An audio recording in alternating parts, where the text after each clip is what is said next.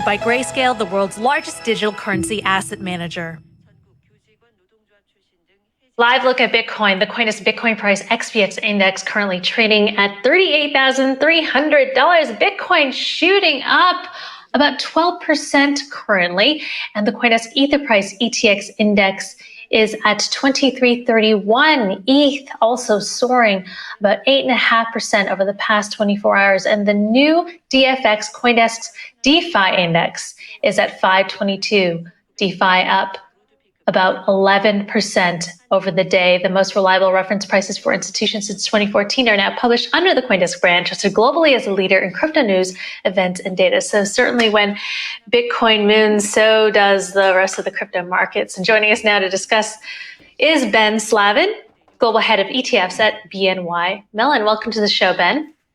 So I'd love to hear your analysis on why Bitcoin is spiking right now. Is it due to the short squeeze? Well, there's certainly been a lot of speculation that it is a short squeeze, certainly on some of the comments that were made last week, but coming out of the conference as well, that seemed to be causing some of the But what we also are seeing, is on the back of that, quite a bit of volume in the ETF space, specifically in those products that are listed outside the US, in Canada, and a few of the markets in Europe.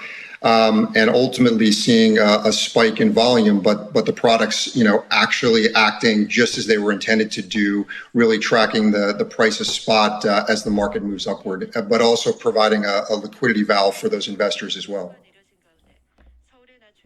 Good morning. So it's been kind of a dull summer until now.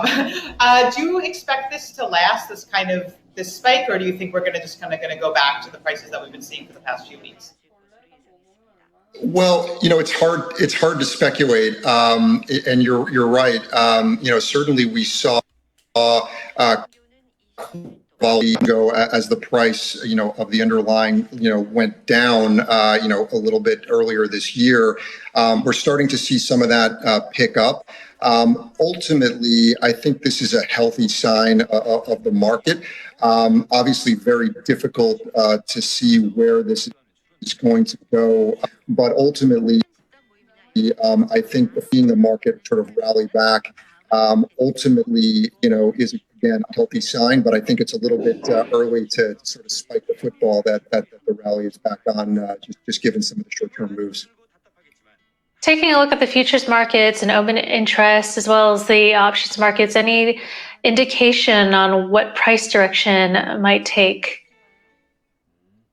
Well, not exactly. I think, again, it's hard to read. But what is fair to say is that, given the interest, in the market, certainly futures are playing a larger role as overall market structure supporting cryptocurrencies generally. And I think that's a big piece of really the market.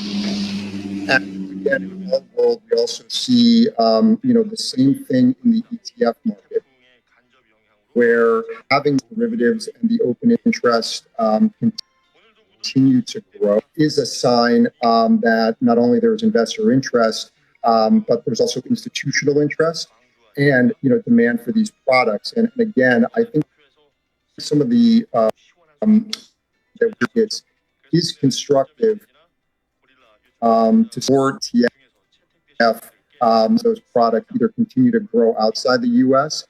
And I think it's not the only thing, but certainly a key component to the regulators in the U.S. Becoming more comfortable with a U.S. listed product tracking Bitcoin or other cryptocurrencies as well. So Ben, last week, BNY Mellon, which is the world's largest custodian bank with some 41 trillion in assets under management, announced that it will begin custodying crypto. Was just speaking on this topic, was there a high demand to begin with from clients for a service like this to hold their crypto?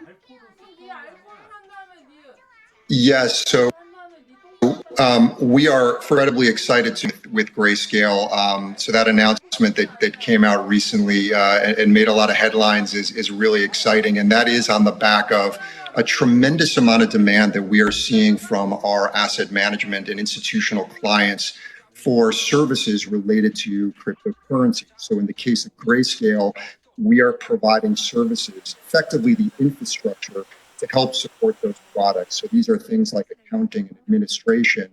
And at the point when Grayscale is ready and the S ready to approve a Bitcoin ETF, we can tack on the ETF services that are needed that we supply for more than $1 trillion of assets that are currently on our platform for those products. So on the digital asset custody side, same story. Really, there's been tremendous demand for both institutional and retail investors to assets their portfolio, and we try to take a forward-looking and progressive view towards these assets and made the announcement, and we're working towards that to have a product in the market later this year. Speaking of ETFs, if you had to guess, when do you think we'll finally see one in the United States? And what is the holdup still? What's holding it back? I knew I was going to get that question. It's like the hot topic in the industry. Okay, look, we are 8 years into this journey already. Between the time that the first ETF was filed in the U.S. And if you were to think about it in the form of a progress bar, down the aisle, we're moving pretty far down the way. If you think about it, but we're not quite there yet. And I think the market has matured quite a bit since those early days, and certainly having the futures market, the market cap of Bitcoin itself and the other digital assets has grown quite substantially. So the industry has been hammering away. It's really tough to speculate. I do think that it's clear that there's a regulatory framework that needs to be in place. Issues that are outstanding haven't quite been resolved. That said, it has not stopped the industry from really lining up so that queue to become the first U.S. listed Bitcoin ETF is continuing to grow. I think we have 12 filings with the SEC now, and I think there'll be a few more before this is all said and done. But the timing is unclear. Again, I think it's definitely something at the earliest we would see at the end of this year, but likely into next year, depending on how the regulatory framework shapes up.